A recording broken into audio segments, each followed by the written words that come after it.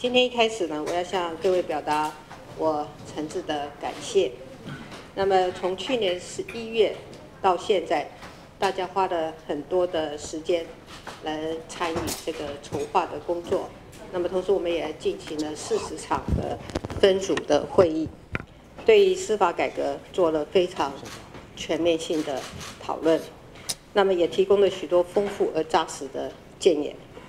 那么因为各位都能够全心的奉献，才有我们现在的成果，也让我们可以以这些宝贵的意见为基础，进行聚焦跟收纳的工作，整理出司改会议中的重中之重。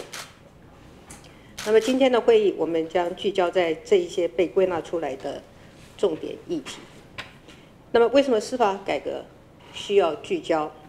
是因为要提升人民对于司法的信赖。我们所提出的对策必须要呼应人民的需要以及感受，而且要清晰易懂。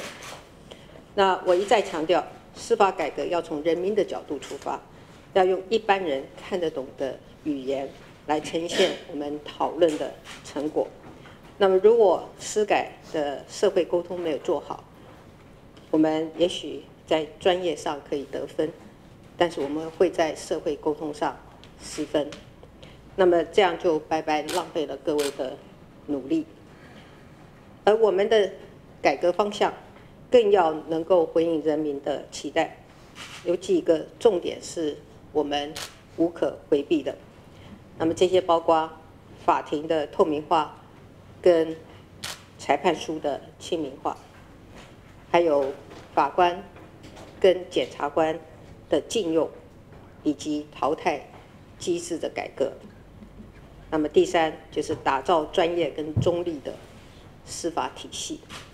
那么第四呢，就是建立人民参与审判的制度。这些重点，我希望相关部门不但要提出具体的改革的方案，更要有明确的改革的时程。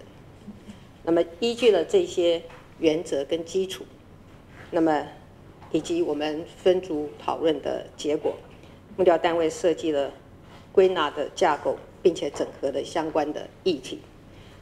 那么我们今天会议最重要的工作，就是要讨论整合以后的文件。我想今天各位桌上都有一份文件，那么这份文件也将成为未来总结会议讨论的基础。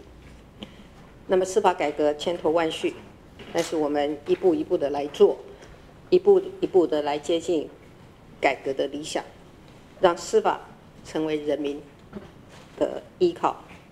我要再一次感谢各位筹备委员的努力跟坚持。